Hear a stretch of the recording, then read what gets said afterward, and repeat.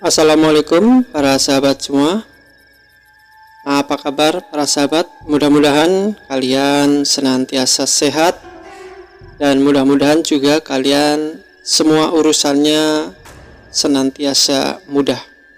Dan mudah-mudahan juga kalian masih tetap setia dengan channel Rumah Cerita. Dan seperti biasanya, channel Rumah Cerita akan menceritakan pengalaman-pengalaman horor, pengalaman-pengalaman seram dari para sahabat yang mengirimkan cerita ke channel ini. Kali ini Pak Toto akan membawakan sebuah cerita kiriman dari Erik Muhammad. Kali ini ceritanya berjudul Janji Seorang Sahabat.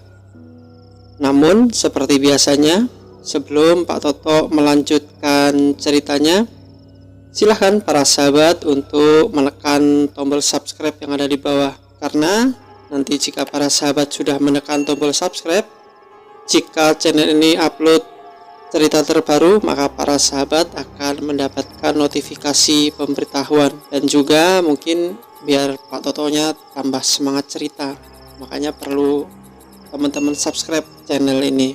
Oke, sambil ngopi-ngopi dulu para sahabat, kita lanjutkan ceritanya. Cerita seram dimulai. Namaku Sambada.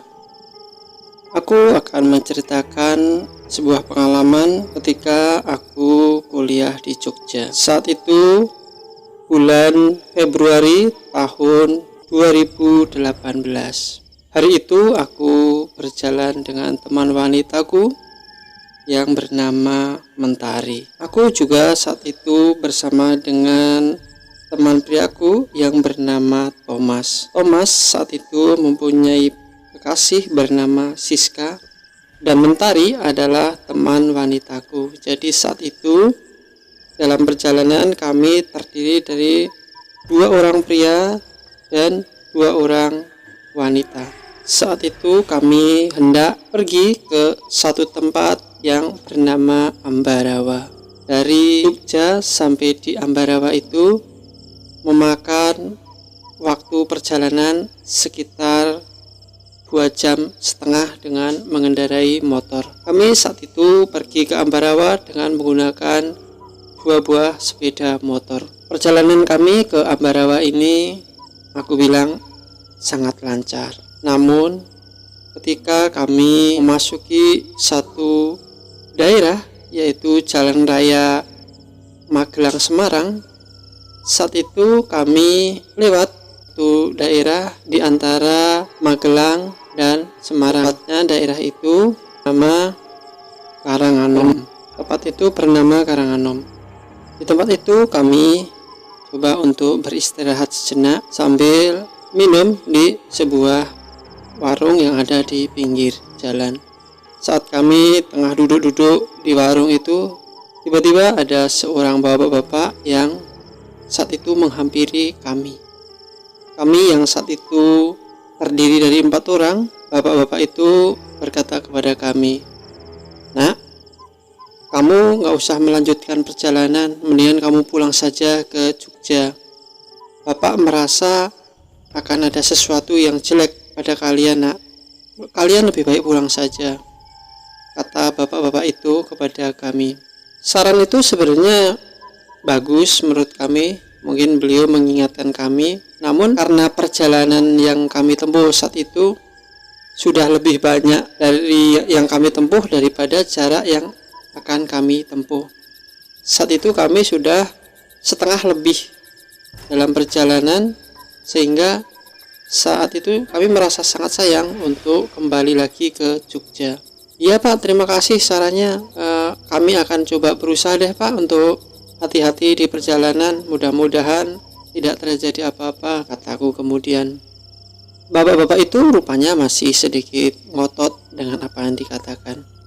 "Udah, kalian pulang saja, nggak usah dilanjutkan perjalanan ini. Kalau kalian tidak mau menyesal, lebih baik kalian pulang saja dari tempat kalian. Jangan dilanjutkan," kata bapak-bapak itu dengan mata yang sedikit melotot. Saat itu Thomas terlihat sangat cuek. Thomas kemudian mengajak kami untuk keluar dari warung itu. Udah kita lanjutin aja perjalanan, daripada kita ngobrol sama orang gila, kata Thomas. Lalu setelah kami membayar minuman yang kami minum, lalu kami berempat kembali melanjutkan perjalanan ke arah Ambarawa.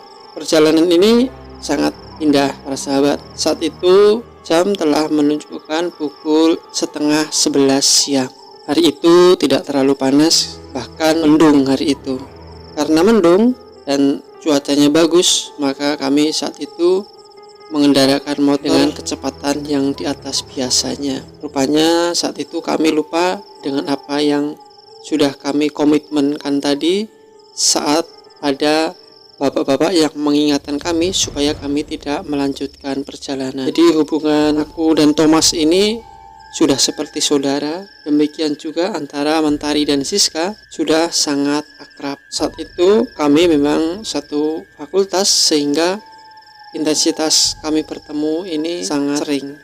Hingga akhirnya perjalanan ini kami sampai di dekat Pasar Ambarawa. Dari Pasar Ambarawa ini sebenarnya perjalanan kami untuk menuju ke tujuan ini tinggal kurang lebih 25 menit, karena memang lokasi yang akan kami tuju ini tidak terlalu jauh dari Pasar Ambarawa.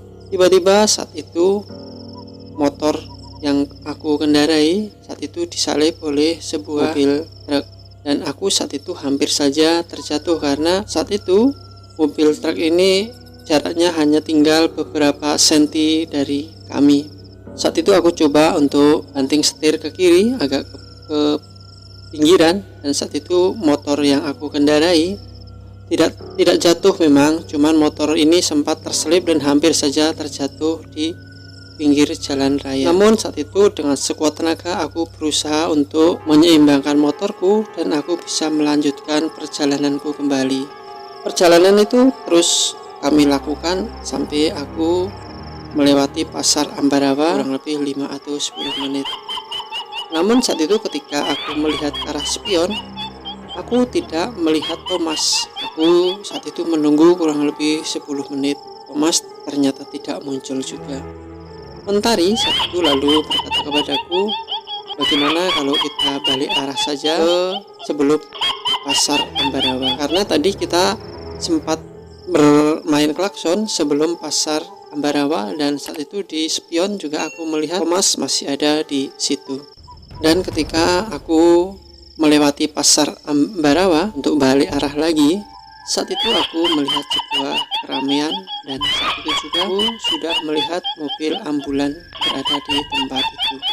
Saat itu aku begitu shock dan kaget karena aku melihat motor milik Thomas berada di situ. Saat itu aku masih ingat benar dengan plat polisi milik Thomas.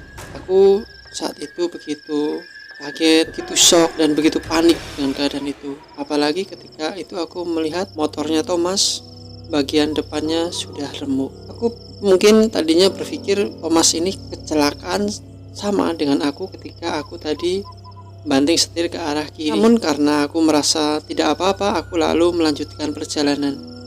Dan Thomas, menurut perkiraanku mungkin saat itu tidak bisa mengendalikan motor dan mungkin menabrak sesuatu. Dan ketika itu aku lalu melihat mobil ambulan itu telah meninggalkan tempat itu. Aku lalu bertanya pada salah seorang polisi yang saat itu ada di tempat itu, "Pak, itu kalau nggak salah teman saya, Pak. Mau dibawa kemana, Pak?" Kataku kepada polisi. Polisi itu lalu memberitahukan kepadaku bahwa mobil ambulan itu sedang menuju ke salah satu rumah sakit yang jaraknya hanya sekitar 2 atau 3 km dari tempat itu.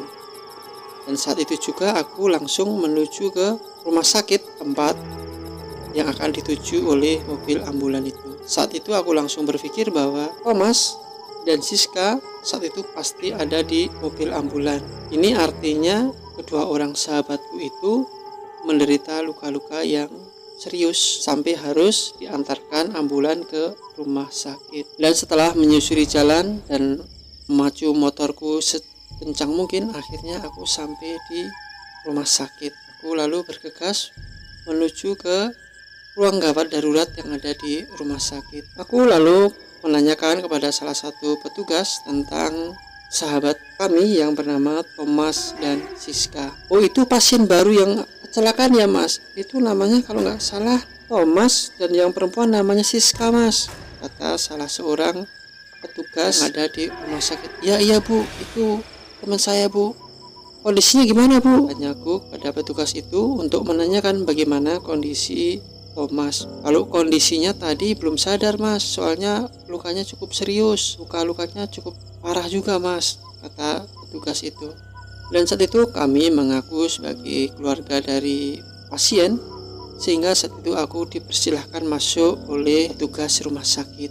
Saat itu aku melihat kondisi Thomas dan Siska terluka begitu parah. Bahkan saat itu aku melihat tangan dari Thomas, tangannya ini sudah seperti remuk, kemudian kepalanya juga tampak berdarah-darah. Demikian juga Siska. Saat itu aku lalu berinisiatif untuk menghubungi keluarganya Thomas. Mentari waktu itu juga berusaha untuk menghubungi keluarganya Siska untuk mengabarkan kepada keluarganya bagaimana anak mereka saat ini mengalami kecelakaan di Ambarawa. Sore itu sekitar jam 5, keluarga dari Thomas dan Siska telah datang ke rumah sakit dan kondisi kedua orang sahabatku sampai saat itu belum tersadar. Mereka saat itu ternyata masih koma. Dan malam itu aku menunggu di rumah sakit karena kondisi kedua orang sahabatku ini masih belum sadar. Dan sekitar jam 9 pagi saat itu aku melihat Thomas telah sadar. Namun sesuatu yang di luar dugaanku terjadi pada Siska. Ternyata Siska saat itu tidak mampu bertahan dan Siska saat itu dinyatakan meninggal.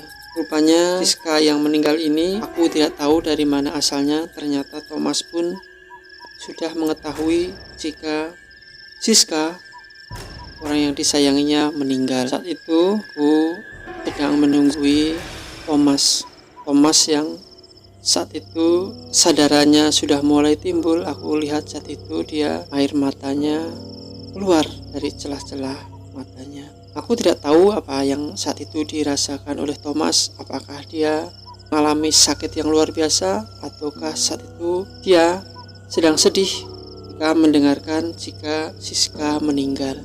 Saat aku mendekat ke arah Thomas, saat itu Thomas membuka matanya dan menatapku. Aku yang saat itu sedemikian kalut pikirannya, aku kemudian meraba pundaknya Thomas. Dan dengan terbata-bata Thomas lalu mengucapkan sebuah kata, "Buat apa aku hidup, Sam? Di Siska saat ini sudah meninggal, maka aku lebih baik mati saja. Kamu sama Mentari pertahankan hubungan kalian dan kalian hati-hati dalam menjalani hidup ini. Nanti suatu saat jika kalian menikah, aku dan Siska akan datang ke pernikahan kalian." Kata-kata itu terasa sedemikian hebat memukul diriku saat itu. Aku dibuat terharu dengan kata-kata Thomas. Dan saat itu setelah berkata seperti itu, Thomas tampak sadar beberapa saat kemudian Thomas hilang kesadarannya. Aku saat itu yakin bahwa Thomas kondisinya memang saat ini sedang drop karena dia mengetahui jika Siska tidak mampu bertahan. Jam 5 sore kesadaran dari Thomas ini semakin berkurang dan beberapa kali mengalami koma. Dan sekitar jam 9 malam Thomas dinyatakan meninggal dunia. Beberapa bulan kemudian lalu aku telah lulus kuliah. Demikian juga dengan Mentari. Beberapa bulan kemudian aku telah lulus kuliah, namun Mentari saat itu belum lulus. Aku lalu bekerja di sebuah perusahaan dan beberapa tahun kemudian setelah Mentari lulus kuliah, aku melamar Mentari ke keluarganya untuk menjadi istriku. Saat itu bulan Juni tahun 2022, aku dan Mentari melaksanakan pernikahan sederhana di kota kami yaitu Cilacap.